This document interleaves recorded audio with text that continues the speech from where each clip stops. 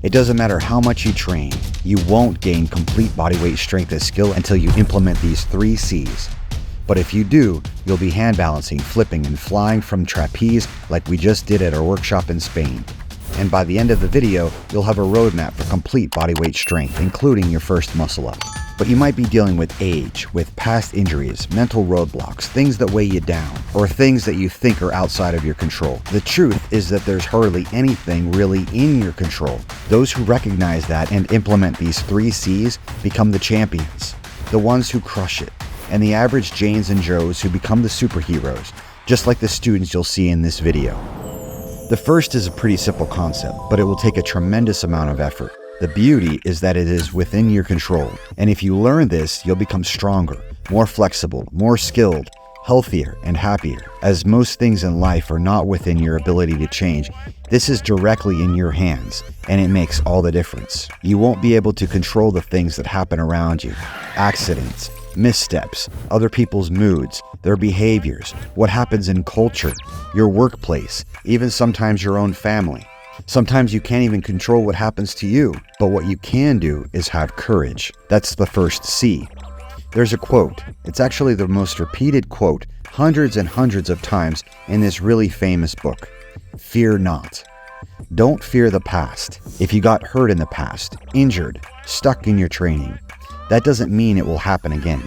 Especially if you have courage and test new things. And don't fear the future. We might not even exist in the future we worry so much about. So we stop worrying and enjoy the present. To not do something, to not fear, is the absence of action, the absence of worry, the absence of regret. Sometimes it's difficult to remove things like that though, to empty the cup. It's actually easier to replace it with the positive, the opposite. The action is to be strong and courageous. Do things that require it. Put yourself into those positions. It's like a cup already filled to the brim with water. People talk about emptying your cup, but sometimes you just have to immerse a chunk of gold into the water to displace it. This is what Patrick is doing. Like many of you watching this, his fitness journey over the last few decades has been up and down. He's 59, an elder law attorney, demanding career and profession, hernia repair, elbow tendonitis, 2 calf tears that, if you know anything about these, are extremely difficult rehabilitations to go through. But he started training in Pacific Rim Athletics for over a year and joined us in Spain. The one thing that he implements, and you can see it in his face and the look in his eye, is courage. He went from that injury history all the way to building handstands, performing katas from Powerbatics that have a high degree of flexibility and strength requirement, even attaining muscle ups and flying on the trapeze. One particular protocol we use for building the muscle up is to use 5 rounds of pull-ups or rows along with 5 rounds of push-ups or dips. A key tactic is to go to failure for each set, but not exceeding 20 on your first set. And once you do hit 20 on your first set, then it's time to attempt the actual muscle up. But all of that takes courage. Courage to take the first step and actually try it. Courage to get through the failures and the frustration. Courage to say, you know what? It's okay where I'm at right now, because I'm putting in the work to become a better version of myself for tomorrow. Just don't mistake videos for instruction, okay? Sometimes people might need more rest, different amounts of reps, or something totally unique and relevant to them. Perhaps even more difficult than courage is the next C. But this is what separates the people who never get pull-ups or muscle-ups from those who can do effortless strength and skill like a rock star. You have to exercise courage on a daily basis. You have to get up every day and throw the past away. You have to remove all the voices in your head that are trying to get you to be the victim and instead choose to be the victor. You can't blame anyone. You can't blame anything. You have to repeatedly take the actions of courage in your training, your nutrition, your lifestyle, your thoughts, your actions, and your behaviors. This is the commitment, the second C. This is where people fall away. They let old injuries stay in their way. They let old habits stay in their way. They talk about their goals, but when it comes time for dinner, it's all the same choices. When it comes time to train, it's easier to get back on the laptop. Rows never turn into pull-ups. Pull-ups never turn into muscle-ups. And then that's the example that's being set for those around them, their family. Commitment takes this and flips it all upside down, just like a handstand. But it doesn't happen in a day, a week, or even a few months. It's across years of time. Little do people realize that often when it comes to bodyweight strength and skill, you're dealing with timelines far greater than anticipated or dealt with in mainstream health and fitness. It takes 90-day cycles, not just 90 days, but 90-day cycles for strength development, 200-day cycles for flexibility and connective tissue strength, and just as long or longer for remapping the mind. Marketing says otherwise, but we'll tell you the truth. So, like Carol here, she's been training in Pacific Rim athletics for almost a year. And you can tell it's been a slow and steady, step-by-step process. And now she's doing things she never thought possible, even up to vaulting and free run katas. Coach Morgan is another perfect example of training across long periods of time, and not all through rainbows and butterflies.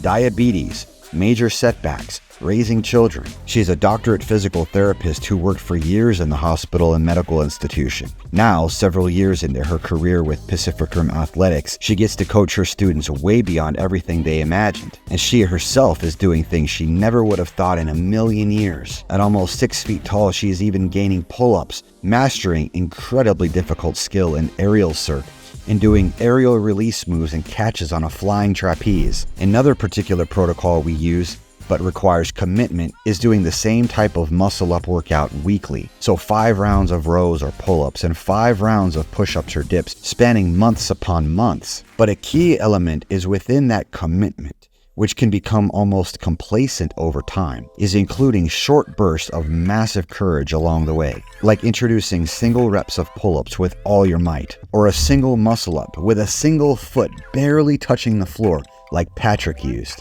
The third C is even more difficult, and I can guarantee you that people will ignore this, and then they'll fail and wonder why. They'll think, it's surely not that simple. Nah, I don't need that. I can do it.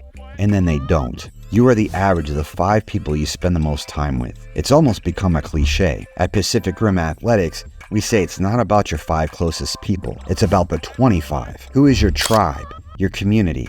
That's the third C. And if you think it doesn't matter, that's the same thought process of those inside the hump in the bell curve. Ironically, there are around 25 or so people in Spain for this workshop, and people made more progress there in that space of time than most people lifting weights at a gym for 10 years. And this progress carries right back over into online training, in the gym face-to-face. Community is not just about who you interact with every day. It's also about people you look forward to spending your time with, who you just trained with, who's watching your training. Rest. We're doing that again.